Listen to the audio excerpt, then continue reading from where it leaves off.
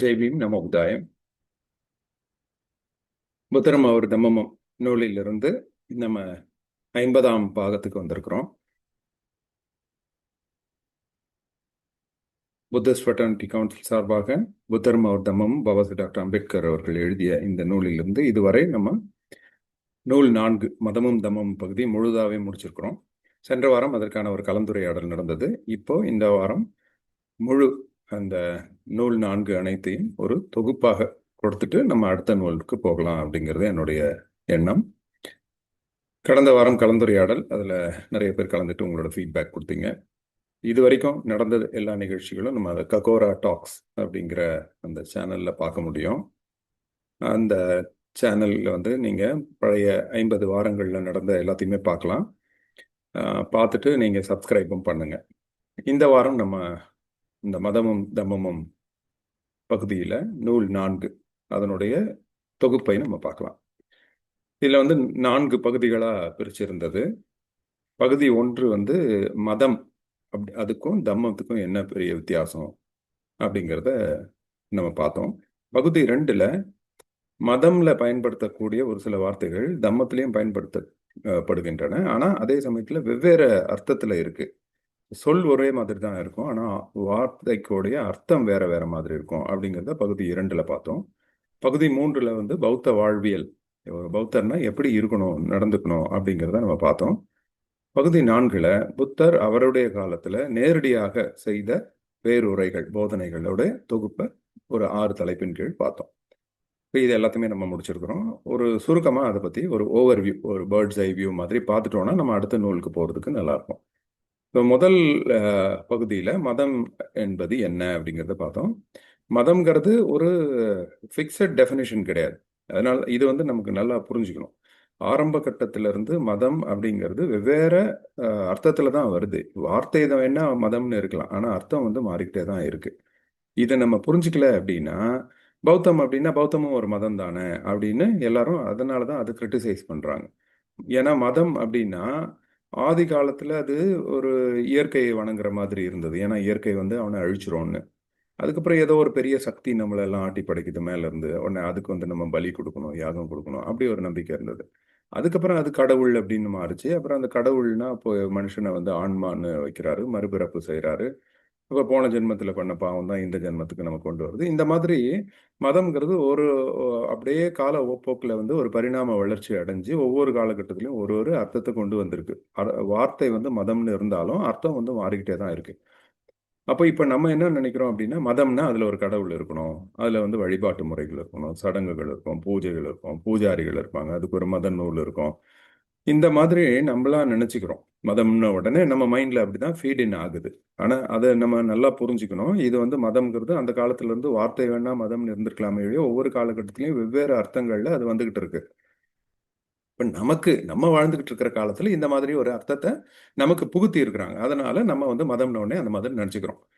இப்படி நினைச்சுக்கிறதுனால பௌத்தம்னு வந்த உடனே 2 வகையான நமக்கு அதுல ஆபத்துகள் வருது. ஒரு ஆபத்து என்ன அப்படின்னா, பௌத்தத்தை பத்தி நம்ம சொன்ன உடனே எல்லா மதமும் மோசம்தான், உங்க பௌத்தமும் ஒரு மதம் தானே, நான் மதங்கிற அந்த போதை வஸ்துக்குள்ளே நான் வர விரும்பல, நீங்க பௌத்தத்தை பத்தி என்கிட்ட பேசாதீங்க அப்படின்னு அவுட்ரைட்டா ரிஜெக்ட் பண்ணிடுறாங்க. பௌத்தத்தில் இருக்கிற கருத்துக்களை காதுல கூட வாங்குறதுக்கு நேரம் கொடுக்காம. இது ஒரு சாரார் மதத்தை பத்தி ஒரு பொதுவான எதிர்ப்பு உள்ளவங்க. ஏன்னா அவங்க என்ன நினைக்கிறாங்க, மதம்னா கடவுள் இருப்பான், பூஜாரி இருப்பான், சடங்கு இருக்கும், சம்பிரதாயம் இருக்கும், மூட நம்பிக்கைகள் இருப்பாங்க, ஏமாத்துவாங்க, அப்பாவி மக்களை கூட்டிட்டு வச்சு அவங்கள வந்து மத நம்பிக்கையின் பேர்ல எக்ஸ்ப்ளாய்ட் பண்ணுவாங்க அப்படின்னு அவங்க நினைக்கிறாங்க.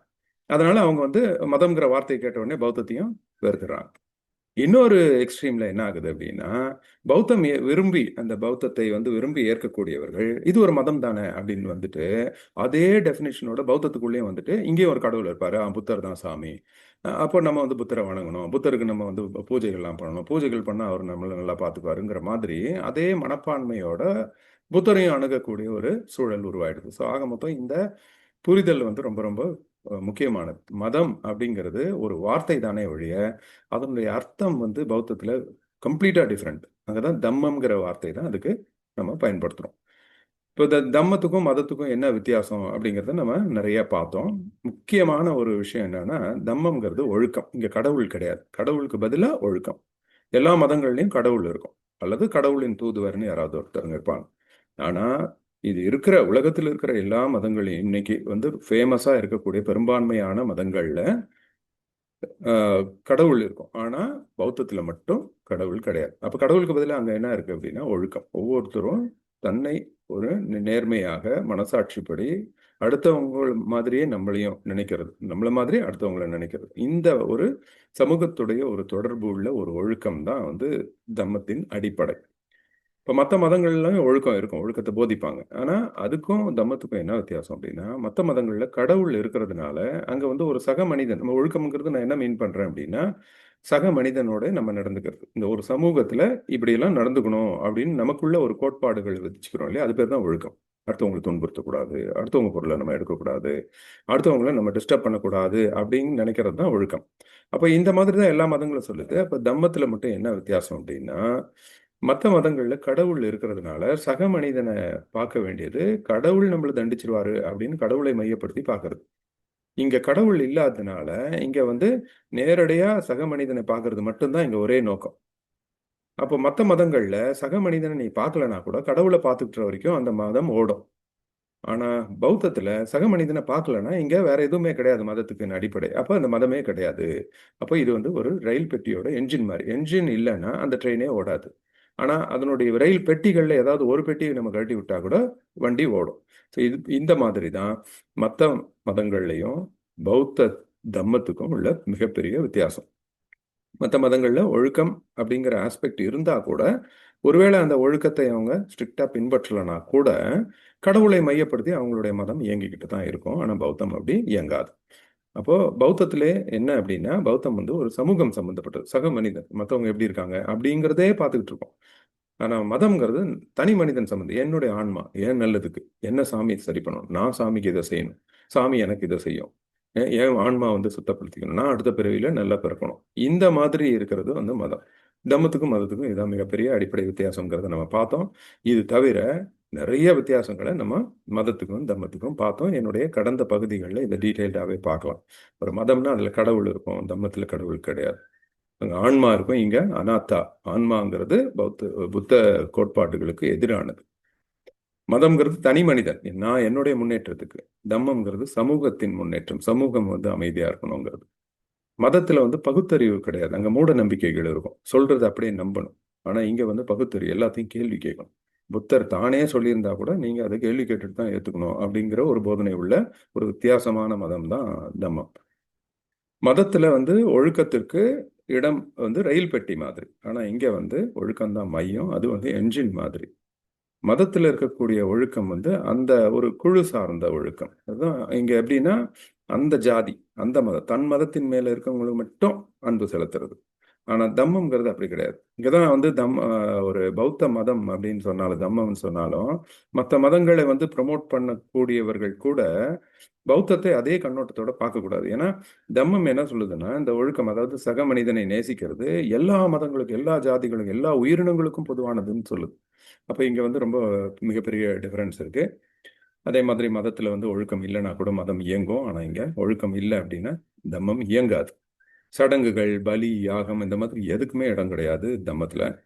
கடவுள் அப்படின்னு கிடையாது, அதனால கடவுளை வணங்க வேண்டிய அவசியமும் இங்க கிடையாது. சக மனிதருக்கு மரியாதை கொடுக்கறது மட்டும்தான் இங்க. இங்க சகோதரத்துவம் தான். இங்க வந்து ஒரு தப்பு பண்ணிட்டோம் அப்படின்னா பரிகாரம் அப்படின்னு மதங்கள்ல இருக்கும். ஆனா தம்மத்துல அந்த பரிகாரம்னே ஒண்ணும் கிடையாது. ஏன்னா இங்கதான் கடவுளே கிடையாது. அப்ப பரிகாரம்னா என்ன, யாரை நம்ம காயப்படுத்தணுமோ அவங்களுக்கு போய் மன்னிப்பு கேட்டு அல்லது அவங்களை நேசிப்பதன் மூலம் தான் பரிகாரமே ஒழிய, எங்கேயோ தப்பு பண்ணிட்டு இன்னொரு இடத்துல போய் உண்டியல்ல காசு போட்டா அந்த தப்பு சரியாயிடும் அப்படிங்கிற புரிதல் வந்து தம்மத்துல கிடையாது.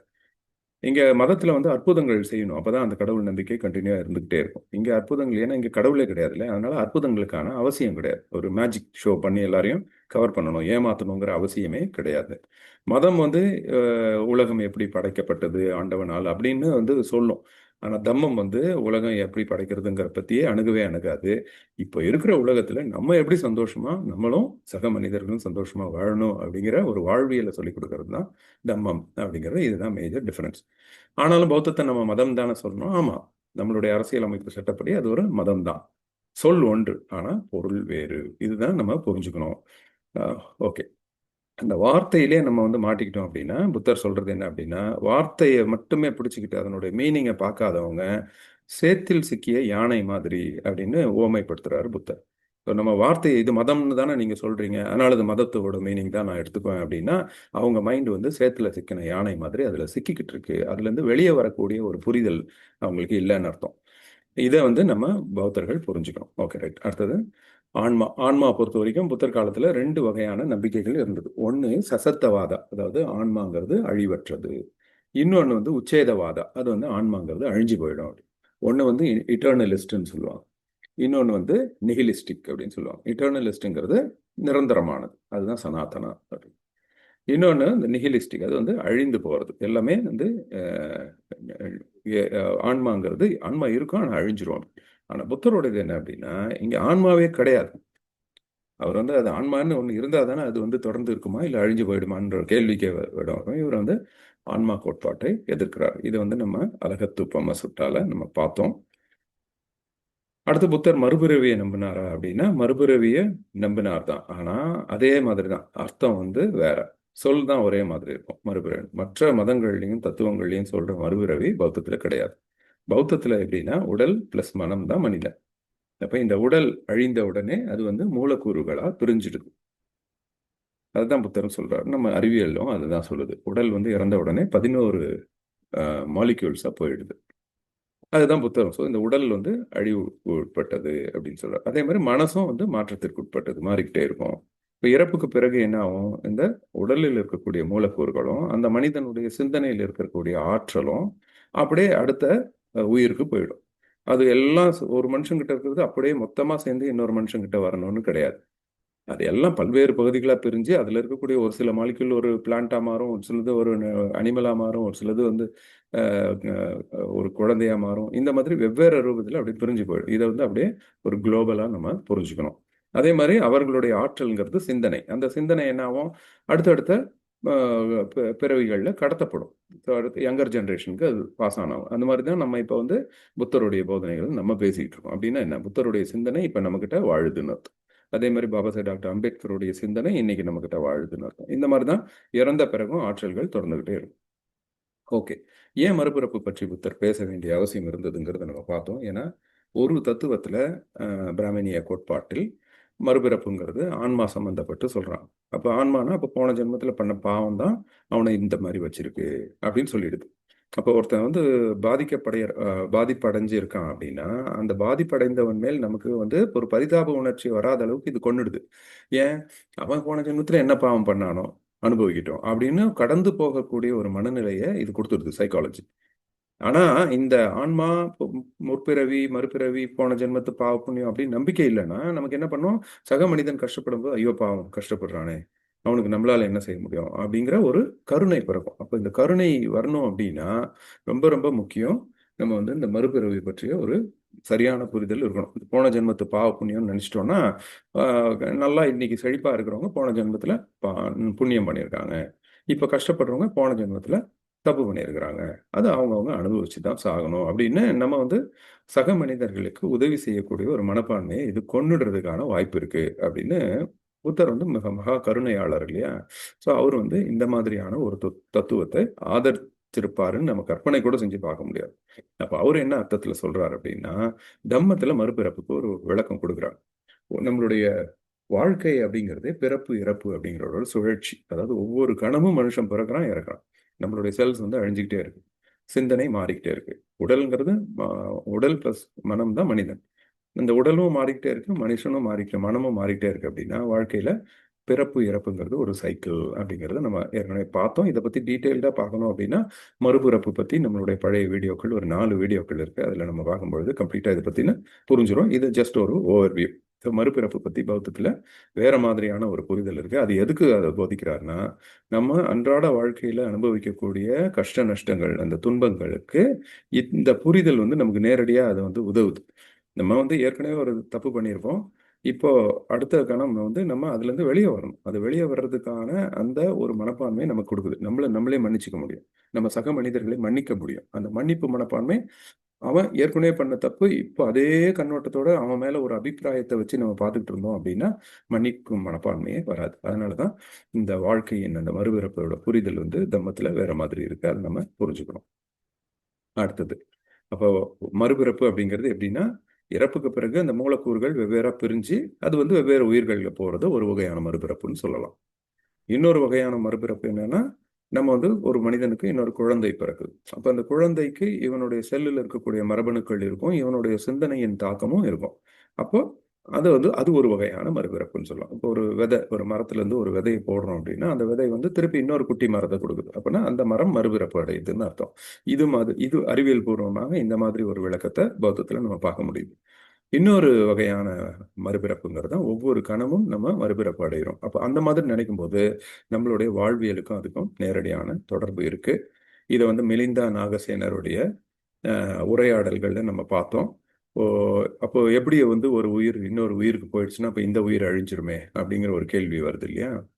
மறுபிறப்புன்னு சொல்றீங்க, அப்போ இந்த உயிர்ல இருந்து அந்த உயிருக்கு அது டிரான்ஸ் மைக்ரேஷன் தான் நடக்கணும், அதாவது கூடு விட்டு கூடு பாயணும்ல அப்படின்னும் போது அதுக்கு ஒரு மிக சிறப்பான உதாரணத்தை மிலிந்தா நாகசேனர் உரையாடல் நமக்கு கிடைக்குது. நாகசேனர் என்ன சொல்றாரு அப்படின்னா, ஒரு விளக்கு, ஒரு கேண்டில் எடுத்துட்டு போய் இன்னொரு கேண்டில் ஏத்துறோம். அப்போ அந்த கேண்டில் இந்த கேண்டில் நெருப்போட மறுபிறப்பு. ஆனா இந்த கேண்டில் அதுக்காக அணைஞ்சிடணும்னு அவசியம் கிடையாது. இந்த மாதிரி தான் தொடர்ந்து நம்மளுடைய வாழ்க்கை வந்து ஒரு பிறப்பு இறப்பு சைக்கிள்ல போயிட்டு இருக்கு அப்படிங்கிறாரு. இதுக்கு நிறைய ஆதாரங்கள் நம்ம பார்க்க முடியுது. இது பிராமணிய கோட்பாட்டுக்கான மறுபிறப்புக்கும் அதே மாதிரி ஜைனர்கள்லையும் மறுபிறப்பு இருக்கு. ஜைனர்கள்லையும் போன பிறவியில் இருக்கக்கூடிய பாவங்களை போக்குறதுக்கு இந்த பிறவியில நம்ம கடுமையான விரதத்தை மேற்கொள்ளணும், நம்மள நாமளே துன்புறுத்திக்கணும் அப்படிங்கிற ஒரு பழக்கம் இருந்தது. அதையும் வந்து புத்தர் எதிர்த்திருக்காரு. பிராமணிய கோட்பாட்டை மட்டும் இல்ல, ஜைன கோட்பாட்டையும் எதிர்த்து இருக்கிறாரு. அதை நம்ம வந்து 2 சுட்டாக்கள்ல பார்க்க முடியுது. சூல துக்க கந்த சுட்டா, தேவதாக சுட்டா. ஸோ இதுல என்ன அப்படிங்கிறத நம்ம கடந்த பகுதிகளில் நம்ம பார்த்துருக்குறோம். அவர் வந்து ஜைனர்கள் கிட்ட பேசுறாரு. அப்போ அதை நம்ம பார்த்தோம்னா பௌத்தத்தில் இருக்கக்கூடிய மறுபிறவிக்கும் அப்போ அந்த காலகட்டத்தில் ரொம்ப புகழ்பெற்று இருந்த சமகால தத்துவங்கள் வந்து பிராமணிய தத்துவமும் ஜெயின தத்துவம். அந்த 2 தத்துவத்தில் இருக்கக்கூடிய மறுபிறப்புங்கிற வார்த்தையை புத்தர் கடுமையாக எதிர்த்திருக்கிறாரு. அவர் அதிலிருந்து முற்றிலும் வேறுபட்டிருக்கிறாரு அப்படிங்கிறத நம்ம பார்க்க முடியும். அடுத்தது கம்மா. கம்மாங்கிறது பௌத்தத்துல கம்மான்னு சொல்லுவோம், அது வந்து சமஸ்கிருதத்துல கர்மான்னு சொல்லுவோம். இதுதான் பிராமணிய தத்துவத்தில் இருக்கக்கூடிய கர்மாக்கும் பௌத்தத்தில் இருக்கக்கூடிய கம்மாக்கும் வந்து நிறைய வித்தியாசம். நம்ம அதுல ஒரு 10 வித்தியாசங்களை நம்ம கடந்த பகுதிகளில் பார்த்தோம். இதுவுமே நம்ம வந்து கம்மாங்கிற பகுதியை ஒரு 3 பகுதிகளாக பிரித்து நான் ஏற்கனவே விளக்கியிருக்கேன். அதை போய் டீட்டெயில்டாக பார்க்கலாம். மெயின் டிஃபரன்ஸ் என்ன அப்படின்னா, ஒரு பிராமணிய தத்துவத்தில் இருக்கக்கூடிய கர்மா அப்படிங்கிறது நம்ம செய்கிற செயல். அவன் நல்லது செய்கிறான், அவனுக்கு நல்லது கிடைக்கும். அது ஆனால் பௌத்த கம்மாங்கிறது அது எண்ணம், என்ன எண்ணத்தோட என்ன நோக்கத்தோட செய்கிறான் அப்படிங்கிறது ரொம்ப ரொம்ப முக்கியம். ஸோ நம்ம போய் ஒருத்தவங்களுக்கு வந்து தானம் கொடுக்கறது வந்து நல்ல கம்மா தான், நல்ல செயல். ஆனால் அந்த தானம் கொடுக்கறதே என்னுடைய புகழ், எனக்கு வந்து பப்ளிசிட்டி கிடைக்கணும், இல்லை அவங்ககிட்ட இருந்து எனக்கு ஏதாவது ஒரு எதிர்பார்ப்பு கிடைக்கணும் அப்படின்னு நினைச்சாலோ, அல்லது எங்கேருந்தோ திருடிட்டு வர பொருளை நான் கொண்டு போய் தானமாக கொடுத்தாலோ, செயல் வந்து தானம் அப்படிங்கிறது கொடுக்குற செயல் தான். ஆனால் அதன் பின்னால் இருக்கக்கூடிய அந்த எண்ணத்தை பார்க்கறது தான் வந்து கம்மா. பௌத்தத்தில் இப்போ நான் ஒரு தானம் கொடுக்குறேன் அப்படின்னா, அது திருட்டு பொருள் இருந்தாலோ, அல்லது நான் என்னுடைய புகழை விரும்பியோ, அல்லது ஏதாவது ஒரு எதிர்பார்ப்புக்காக நான் போய் அது ஒரு முதலீடாக நினைச்சு கொடுக்குறேன்னாலோ, அது வந்து நல்ல செயல் கிடையாது பௌத்தத்தை பொறுத்த வரைக்கும். ஆனால் பிராமணிய தத்துவத்தில் அந்த செயல் மட்டும்தான். அவன் போய் கோயிலில் உண்டியல் போட்டான்னா நல்லது செஞ்சுட்டான், அவனுக்கு புண்ணியம் கிடைக்கும் அப்படிங்கிறது. அதை தாண்டி அது என்ன, எங்கேருந்து பணம் வந்துச்சு, என்ன எண்ணத்தோட அவன் கொடுக்குறான் அப்படிங்கிறது அங்கே கிடையவே கிடையாது. ஏன்னா அதனுடைய போதனை அப்படிதான். நம்ம கொண்டு போய் என்னதான் பாவம் பண்ணாலும் அங்கே போயிட்டு உண்டியலில் காசை போட்டால் நமக்கு பரிகாரம் கிடைச்சிரும் அப்படிங்கிறது. இங்கே அப்படி கிடையாது. இது வந்து ரொம்ப, இதை தவிர ஒரு 10 வித்தியாசங்கள் நான் கொடுத்துருந்தேன். மிலிந்தா நாகசேனர் உரையாடல்ல நம்ம அது ஒரு பகுதியாக நம்ம பார்த்தோம். அடுத்து அகிம்சையிலையும் அதே மாதிரி தான். அகிம்சையில வந்து 2 எக்ஸ்ட்ரீமா அந்த காலகட்டத்தில் பார்த்தோம் நம்ம. அதாவது பிராமணியத்தில் என்னன்னா, அது வந்து பலி யாகம். ஸோ நீ வந்து உயிர்களை கொன்னாதான் உனக்கு நல்லது, சாமி வந்து விமோசனம் கொடுப்பாரு, சாமியை குளிர்விக்க முடியும் அப்படின்னு அது ஒரு ரூலா இருந்தது. யாகங்கள் செய்யறதுக்கும் பலிகள் கொடுக்கறதுக்குமே விதிமுறைகள் இருந்தது. அது வேத நூல்களில் எழுதி இருந்தது. இப்படிதான் யாகம் செய்யணும், இப்படிதான் பலி கொடுக்கணும், பலி கொடுத்த விலங்கை வந்து இப்படி பிரிச்சு கொடுக்கணும் பிராமணர்களுக்கு அப்படின்னலாம் வேதங்கள்ல இருக்குது அப்படிங்கிறத பாபா சாஹேப் டாக்டர் அம்பேத்கருடைய நூல்கள்ல நம்ம பார்க்க முடியுது. அப்போ ஒரு எக்ஸ்ட்ரீம் கொல்றது வந்து அவசியம், அது ரூல் அப்படின்னு சொன்னது பிராமணியம். இன்னொரு எக்ஸ்ட்ரீம்ல ஜெயினம். ஜெயினம் என்னன்னா கொல்லக்கூடாதுங்கிறது விதிமுறை. அது வந்து ஒரு உயிர் கூட ஆபத்து பண்ணக்கூடாது. அப்போ அவங்க நடந்து போகும்போது நம்மளும் அறியாம எறும்பு கூட மிதிக்கக்கூடாதுன்னு அவங்க ஒரு சின்ன விசிறி மாதிரி வச்சு அது ஒரு மயில் இறகுனால வச்ச ஒரு ஏதோ தொடப்பம் மாதிரி ஒரு வச்சு தள்ளி விட்டுட்டு போவாங்க. இது அந்த மாஸ்க் போட்டிருப்பாங்க. ஏன்னா அங்க இருக்கக்கூடிய அந்த உயிரினங்களுக்கு ஆபத்து வரக்கூடாது. ஸோ இந்த மாதிரியான ஒரு எக்ஸ்ட்ரீம் வந்து ஜெயினம். அப்போ ரெண்டு எக்ஸ்ட்ரீம். ஒன்று கொள்றதை வந்து சகஜமாக்கி அதை ஒரு விதிமீறையாக்கி அதை வந்து நியாயப்படுத்தின ஒரு எக்ஸ்ட்ரீம். இன்னொன்று கொல்லவே கூடாதுங்கிற ஒரு எக்ஸ்ட்ரீம். இந்த ரெண்டுத்துக்கும் நடுவில் பௌத்தம்ங்கிறது கொல்வதை எப்படி பார்க்குது அப்படின்னா அது வந்து ஒரு கோட்பாடாக பார்க்குது. அது ஒரு விதிமுறை கிடையாது. ஸோ விதிமுறைக்கும் கோட்பாடுக்கும் என்ன வித்தியாசம் அப்படின்னா கோட்பாடுங்கிறது நம்மளா மனம வந்து செய்யறது. விதிமுறை வேற யாரும் நம்ம மேல திணிக்கிறது. இப்போ விதிமுறையை நம்ம மீறணும்னு தோணும். ஆனால் கோட்பாடை நம்ம கடைபிடிக்கணும்னு தோணும். இப்போ நம்மளா வந்து இந்த உயிரை நம்ம வதைக்கக்கூடாது அப்படிங்கிற அந்த ஒரு அன்பை நம்ம மனசுக்குள்ள இருந்து கொண்டு வர்றது தான் வந்து பௌத்தத்தில் இருக்கக்கூடிய அஹிம்சை. இது வந்து கொல்லாதே அப்படின்னு சட்டமா சொல்லல, அன்பு செலுத்து அப்படின்னு ஒரு கோட்பாடா சொல்லுது. அப்போ நம்ம அன்பு செலுத்தும் பொழுது ஆட்டோமேட்டிக்கா நம்ம கொல்ல வேண்டிய அவசியம் இருக்காது. ஆனா அதே சமயத்துல நம்ம வந்து ஒரு நடந்து போகும்போது நம்மளையும் அறியாம அங்க நிறைய உயிர்கள் பாதிக்கப்படத்தான் செய்யும். நம்ம மிதிச்சு கொண்டு இருப்போம் எறும்புகள்லாம். அதை ஆனா இன்டென்ஷனலா நம்ம வந்து அதை கொல்லணுங்கிறதுக்காக போய் செய்யல. அதனால அது தீய செயல் கிடையாது அப்படிங்கிற ஒரு பிராக்டிக்கல் அப்ரோச்சை அது கொடுக்குது. இது வந்து நம்ம புரிஞ்சுக்கிறோம் புத்தத்துல. அதே மாதிரி பௌத்தத்துல இப்போ ஒருத்தவங்க வந்து நம்மளை அடிக்க வரான், வேற வழி இல்லை, நம்ம திருப்பி தாக்கி தான் ஆகணும், நம்மளை காப்பாத்திக்க அப்படின்னா அந்த தற்காப்புக்கு பௌத்தத்துல இடம் இருக்கு. இதெல்லாம் ப்ராக்டிக்கல். ஸோ எதுவும் என்ன செஞ்சாலும் நம்ம வந்து அடிபட்டு சாகணுன்ற ஒரு நடைமுறைக்கு ஒவ்வாத கருத்தை பௌத்தம் போதிக்கல அப்படிங்கிறது நம்ம புரியுது. ஓகே. அப்ப ஏன் இந்த மாதிரியான வார்த்தைகளுக்கு வந்து தவறான புரிதல் வந்துருச்சு அப்படிங்கிறது காரணத்தையும் நம்ம பார்த்தோம். ஏன்னா அந்த காலத்துல எழுத்துக்கள் கிடையாது, இந்த மாதிரி வீடியோ ரெக்கார்டிங்கும் கிடையாது. அப்போ புத்தர் என்ன சொல்றாருங்கிறது நமக்கு எப்படி தெரியும்னா அவர் சொல்றதை கேட்டுக்கிட்டு நம்ம கிட்ட வந்து சொல்லக்கூடிய பிக்குகள் மூலமா தான். அதன் பிறகு பிக்குகள் அதை வந்து மனப்பாடம் பண்ணுவாங்க. மனப்பாடம் பண்ணிட்டு அப்படியே கால ஓட்டத்துல வந்து அப்புறம் புத்தர் இறந்த பிறகு முதல் முறையாக ஸ்ரீலங்கால தான் அதை வந்து எழுதுறாங்க, ஓலைச்சுவடிகள். அப்போ இந்த பானகர்கள்னு அவங்க பேர், இதெல்லாம் மனப்பாடம் பண்றவங்க. அவங்க வந்து சமகாலத்துல வாழ்ந்துட்டு இருக்கக்கூடிய பிராமணிய தத்துவம், ஜெயின தத்துவத்தோட தாக்குதல் அவங்க மேல இருக்கும். அவங்க அதை பத்தி கேள்விப்படும்போது அப்படியே கொஞ்சம் கொஞ்சமா அது வந்து பௌத்தத்திலையும் ஊடுருவி இந்த மாதிரி தான் நமக்கு வந்து ஒரு சில வார்த்தைகளுடைய குழப்பம் வந்து அதுல வருது. அது புத்தர் உயிரோடு இருந்த காலத்திலேயே நடந்திருக்கு. அதுக்கு நம்ம நிறைய உதாரணங்கள் பார்த்தோம். நிறைய சுட்டாக்கள்ல நம்ம எடுத்து அதை டீட்டெயில்டாகவே பார்த்தோம், என்னென்ன தவறுகள் நடந்தது, அதை எப்படி புத்தர் வந்து சரியா விளக்குறாரு அப்படிங்கிறதையும் பார்த்தோம். அப்போ புத்தர் இறந்த பிறகு அந்த மாதிரி பிழைகள் நிறைய நடந்தது. அதுதான் இன்னைக்கும் நம்ம பௌத்தத்துல ஒரு சில நடைமுறைக்கு ஒவ்வாத, நம்மளுடைய லாஜிக்கு புரியாத, லாஜிக் ஒத்து வராத விஷயங்கள் பௌத்தத்துல நம்ம பார்த்தோம் அப்படின்னா நம்ம அலர்ட் ஆயிடும். அப்போ இது வந்து உண்மையிலே பௌத்தமா இருக்கிறதுக்கான வாய்ப்பு இல்லை. நம்ம வந்து உபாசகர்கள்கிட்டையும் பிக்குகள்கிட்டையும் அதனோட விளக்கத்தை கேட்டு தெரிஞ்சுக்கணும். அப்போ அவங்க சொல்ற விளக்கமும் நம்ம மனசுக்கு கரெக்டா, நம்மளுடைய லாஜிக் அது கரெக்டா இருக்கணும். இருந்தா மட்டும்தான் ஏத்துக்கணும், இல்லைன்னா ஏத்துக்கணும்னு அவசியம் கிடையாது. ஏன்னா அதை வந்து புரிஞ்சுக்கிறதுக்கு நமக்கு 3 மெத்தட் சொல்றாங்க டாக்டர் அம்பேத்கர் நமக்கு கொடுக்குறாரு. இப்போ பௌத்தத்துல இதுதான் புத்தம் அப்படின்னு யாராவது ஒருத்தவங்க சொன்னாங்க அப்படின்னா அது உண்மையிலே புத்தர் சொல்லியிருக்கிறது தானா இல்லையா அப்படின்னு நீங்களே பிரிச்சு பார்த்துக்கலாம். அதுக்கு நீங்க போயிட்டு பெரிய திரிபுடகத்தெல்லாம் தேடி அதுல இருக்கக்கூடிய ஆதாரங்கள்லாம் வச்சு கண்டுபிடிச்சு இது உண்மையிலே புத்தர் சொன்னது தானா இல்லையா அப்படின்லாம் அலையணும்னு அவசியம் கிடையாது. ரொம்ப ஈஸி, நீங்களே உங்க கையிலே இருக்காது. என்ன அப்படின்னா நம்பர் ஒன் வந்து அது பகுத்தறிவுக்கு உட்பட்டிருக்கா. நம்மளோட லாஜிக்கல் ரீசனிங் இருக்கும் இல்லையா, ஸோ அது வந்து மூட நம்பிக்கையா இருந்தால் அது கண்டிப்பாக புத்தர் சொல்லியிருக்க மாட்டார். ஏன்னா புத்தர் வந்து பகுத்தறிவாளர். அப்போ பகுத்தறிவுக்கு அப்பாற்பட்ட ஒரு விஷயம் பௌத்தம்ங்கிற பேர்ல உங்க காதுல வந்து விழுதுன்னா அதை அப்படியே காதோடயே நீங்க ரிஜெக்ட் பண்ணிடலாம். அடுத்தது ஏதாவது பர்பஸ் இருக்கணும். இந்த மனுஷ வாழ்க்கைக்கும் அவருடைய போதனைகளுக்கும் சம்பந்தம் இருக்கும். நமக்கு சம்பந்தமே இல்லாத விஷயத்த பேச மாட்டார். இப்போ மறுபிறப்பு கூட ஏன் பேசணும் அப்படின்னா அதுல ஒரு சம்பந்தம் இருக்கு, நம்மளுடைய அன்றாட வாழ்க்கைக்கு அதுல தொடர்பு இருக்கு. அதனுடைய புரிதல் தொடர்பு இல்லாம இந்த உலகத்தை யார் படைச்சது, எப்படி படைச்சாங்க அப்படிங்கறதெல்லாம் அவர் வந்து பேசவே மாட்டார். அப்போ இது நம்ம செத்த பிறகு என்ன நடக்கும் அப்படிங்கிறது பேச மாட்டார். இப்ப இந்த மாதிரி எதெல்லாம் தேவையான விஷயங்கள் இருக்கோ அது மட்டும்தான் அது வந்து புத்தர் பேசியிருப்பார். ஸோ பௌத்தம்னு சொல்லிட்டு யாராவது சம்பந்தமே இல்லாம ஒரு வெறுமனே வரட்டு வாதங்கள் செய்தாங்கன்னா அது புத்தர் பேசியிருக்கிறதுக்கான வாய்ப்புகள் கிடையாது. அது அதனால சரி நீங்க சொல்றீங்க ரைட்டு, இதனால எனக்கோ மற்றவர்களுக்கோ என்ன பலன், அதை நீங்க கனெக்ட் பண்ணுங்க அப்படின்னு கேட்டீங்கன்னா அவங்களால கனெக்ட் பண்ண முடியலன்னா அது வந்து புத்தர் சொல்லியிருக்கக்கூடிய விஷயமா இருக்காது. 3வது விஷயம் என்ன அப்படின்னா புத்தர் வந்து எல்லா விஷயங்களும் பத்தியும் நேரடியா ஒரு எஸ் நோ அப்படின்னு பதில் சொல்லியிருக்க மாட்டார். அவர் வந்து அந்த கான்டெக்ட்ல, அதாவது எந்த ஒரு விஷயத்தையும் அதனுடைய சூழல்ல, எந்த சூழல்ல அவர் பேசினாரு அப்படிங்கிறத பொருத்தி பார்க்கணும். இதுவுமே நம்ம பண்ற தப்பு. இப்போ இந்த காலகட்டத்தில் கூட யாராவது ஒருத்தர் ஒரு பேசினாங்க அப்படின்னா, அதுல கரெக்டா நமக்கு தேவையானதை மட்டும் கட் பண்ணி அந்த வீடியோ மட்டும் கொண்டாந்து போட்டு காமிக்கிறது, இவர் இப்படி பேசிட்டாருன்னு. அதுக்கு முன்னாடி இருக்கிறதும் பின்னாடி இருக்கிறதும் நம்ம ஒப்பிட்டு பார்த்தோம் அப்படின்னா அந்த மீனிங்கே மாறி போயிடும். ஸோ இந்த மாதிரியும் நம்ம பார்க்கணும். அவங்க சொல்ற விஷயங்கள், இது புத்தர் சொன்னாரு, இந்த இத்தனாவது பேஜ்ல இந்த மாதிரி எழுதியிருக்கு அப்படின்னு சொல்லுவாங்க.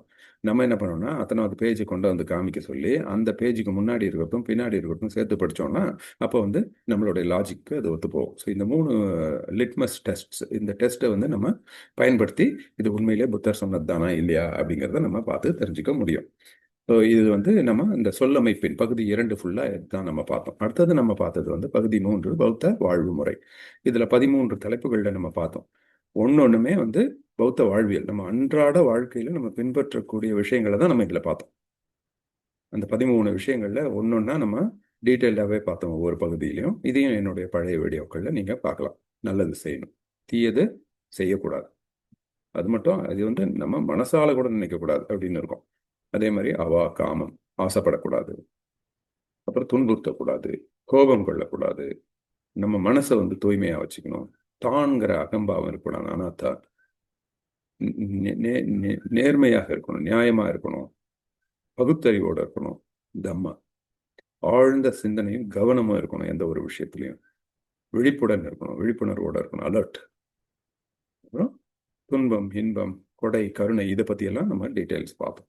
அப்புறம் தம்மம்ங்கிறத வாட் இஸ் ஆக்சுவலி தம்மா அப்படிங்கிறத நம்ம பார்த்தோம். ஒரு சிலர் தம்மம்ங்கிற பேரில் தவறாக நம்மளை மிஸ்லீட் பண்ணிடுவாங்க. அதை எப்படி நம்ம வித்தியாசப்படுத்தி புரிஞ்சுக்கிறதுங்கிறதும் நம்ம பார்த்தோம். இப்போ எது சரியான பாதை அப்படிங்கிறத நம்ம பார்த்தோம். ஒரு பர்ஃபெக்ட் மேன்னா யார், அவன் எப்படி இருக்கணும் அப்படிங்கிறதையும் நம்ம பார்த்தோம். இதெல்லாம் இந்த 13 பௌத்த வாழ்வியல்களில் நம்ம பார்த்தோம். எல்லாமே சுற்றி சுற்றி எங்கே வந்துச்சுன்னா இந்த 13 நம்ம மனப்பாடம் பண்ணணும்னு அவசியம் இல்லை. அதுக்கும் புத்தர் சொல்லிட்டார், ஒரே ஒரு ஃபார்முலா தான். என்ன அப்படின்னா இந்த 13 வாழ்வியல்களையும் நம்ம ஈஸியாக ஞாபகம் இருக்குன்னா என் வழி மார்க்கம். சிம்பிளாக என் வழி மார்க்கத்தை பின்பற்றினாலே நம்ம 13 பௌத்த வாழ்வியல் நடந்துகிட்டு இருக்கோம்னு அர்த்தம். இந்த 3ஐயும் நம்ம வந்து அடிப்படையாக அது திரும்பி திரும்பி பார்த்தோம். இதை நம்ம வந்து ப்ராக்டிக்கலாக அப்ளை பண்ணணும். ஒழுக்கம் அடிப்படையில் அந்த பஞ்சசீல ஒழுக்கத்தை நம்ம பின்பற்றணும். நம்மளுடைய வாழ்வாதாரத்துக்கான ஒரு நம்ம சம்பாதிக்கும் வழிமுறை இந்த பஞ்சசீலத்துக்கு உட்பட்டு இருக்கும்.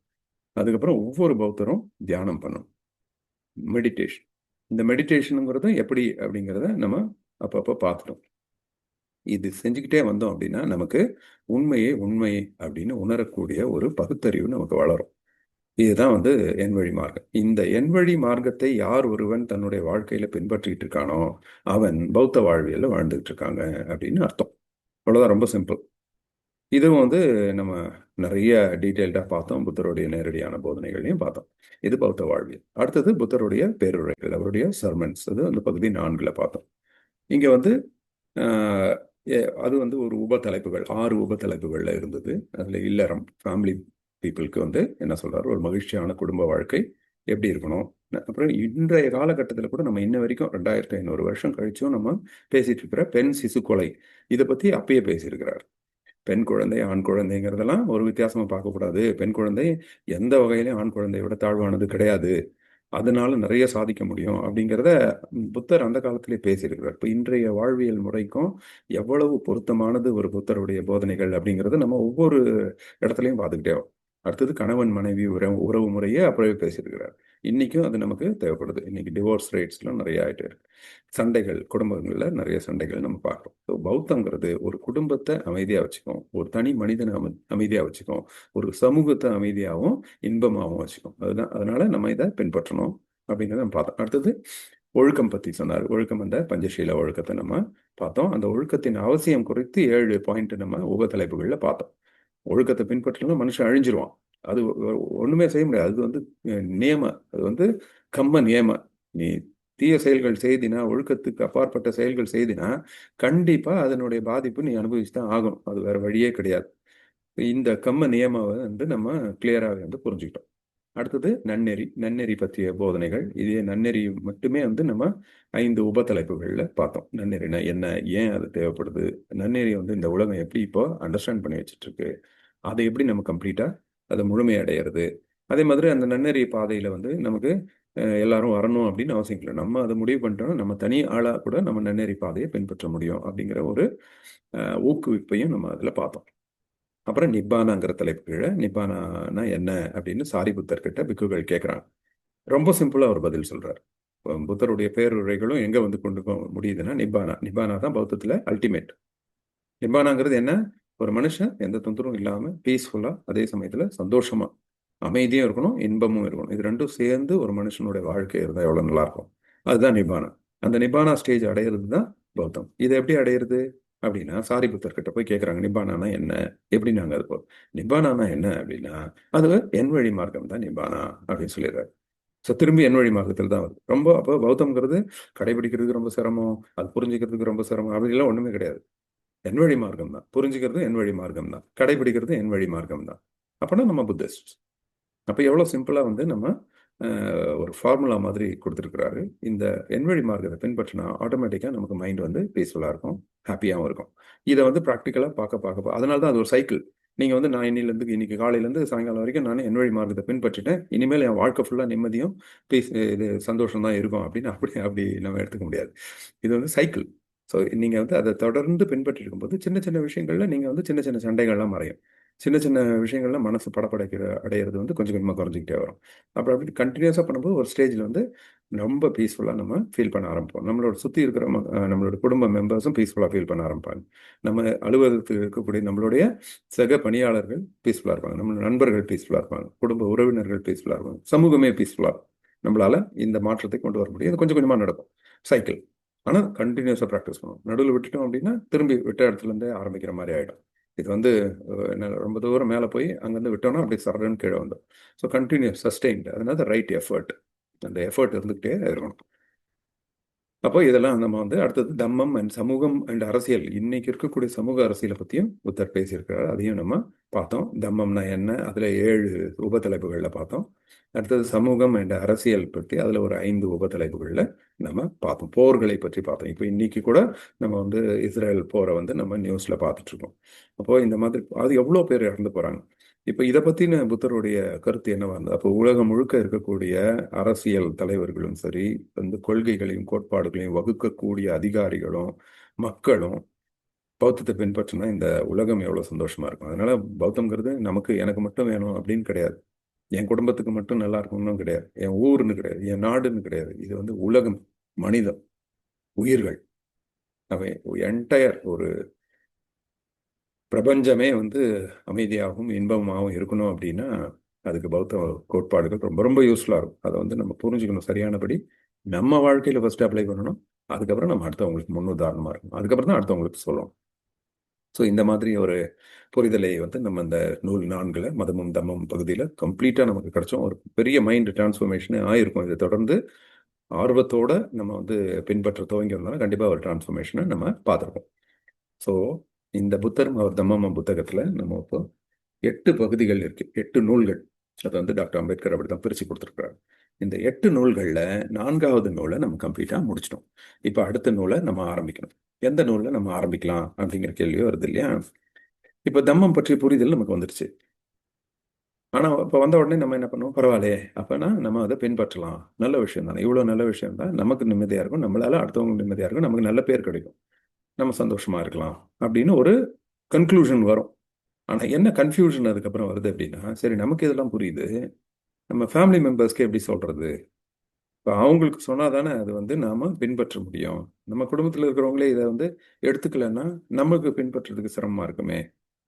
அதுக்கப்புறம் நம்ம ரிலேட்டிவ்ஸ்க்கு எப்படி நம்ம சொல்லி புரிய வைக்கிறது? இல்லைன்னா அவங்க வந்து திருப்பி திருப்பி நம்மளை வந்து என்ன நீ இந்த மாதிரி ஏதோ வித்தியாசமாக இருக்கிறேன்னு நம்மளை டிஸ்கரேஜ் பண்ணுவாங்க, இல்லைன்னா நம்மளை கிண்டல் பண்ணுவாங்க. ஃப்ரெண்ட்ஸ் கிட்ட நம்ம சொல்லணும், என்ன இவன் மட்டும் இப்படி இருக்கிறான் அப்படின்னு நம்மளை யாராவது கேட்டாங்கன்னா நம்ம சொல்லணும். இப்போ இந்த மாதிரி இவங்களுக்கெல்லாம் சொன்னாதானே நம்ம பின்பற்றுறதுக்கே நமக்கு சௌகரியமா இருக்கும் அப்படிங்கிற ஒரு கேள்வி வருது இல்லையா? நான் மட்டும் இதை பின்பற்றணும் அப்படின்னு எப்படி நினைக்கணும்? நான் என்னோட ஃபேமிலி மெம்பர்ஸ்க்கு நான் ஃபர்ஸ்ட் சொல்லணும்ல. எப்படி அவங்களுக்கு சொல்றது? எப்படி என்னோட ரிலேட்டிவ்ஸ்க்கு புரிய வைக்கிறது? எப்படி என் ஃப்ரெண்ட்ஸ் கிட்ட இதை பற்றி புரிய வைக்கிறது? இப்படிங்கிற கேள்வி கண்டிப்பா எல்லாருக்கும் இருக்கும்னு நினைக்கிறேன். அப்ப இந்த கேள்விக்கு எப்படி நம்ம பதில் கிடைக்கும் அப்படின்னா, சரி நமக்கு இதெல்லாம் புரிஞ்சிச்சு, நம்ம எப்படி சொல்றதுன்னு யோசிக்கிறோம். அதே மாதிரி தானே புத்தரும் யோசிச்சுப்பாரு. அவருக்கு இந்த தம்மம் புரிஞ்ச உடனே இதை எப்படி அடுத்தவங்களுக்கு போய் சொல்றது அப்படின்னு நினைச்சிருப்பார் இல்லையா? அதை எப்படி அவர் செஞ்சாரு அப்படிங்கிறத நம்ம பார்த்துட்டோம் அப்படின்னா நமக்கு அதுக்கான பதில் கிடைச்சிடும். ஸோ அந்த பகுதியை தான் நம்ம அடுத்து உள்ள போகிறோம். சமய மாற்று செயற்பாடுகள். எப்படி புத்தர் அவருடைய சமகாலத்துல அவருடைய தம்மத்தை போதித்து மக்களை மாற்றினார், அப்ப எப்படி மக்களை புரிய வச்சுக்கிட்டாரு அப்படிங்கிறத நம்ம வந்து சமய மாற்று செயற்பாடுகள் அப்படிங்கிறது கீழே நம்ம நூல் 2ல நம்ம பார்ப்போம். ஸோ அடுத்த வாரம் நம்மளுடைய நூல் 2. இதை வந்து இப்போ இது வரைக்கும் நடந்தது எல்லாமே ககோரா டாக்ஸ் அப்படிங்கிற யூடியூப் சேனல்ல இருக்கு. இது தயவு செஞ்சு நீங்க பாருங்க. பார்த்துட்டு அப்படி கொஞ்சம் சப்ஸ்கிரைபும் பண்ணுங்க.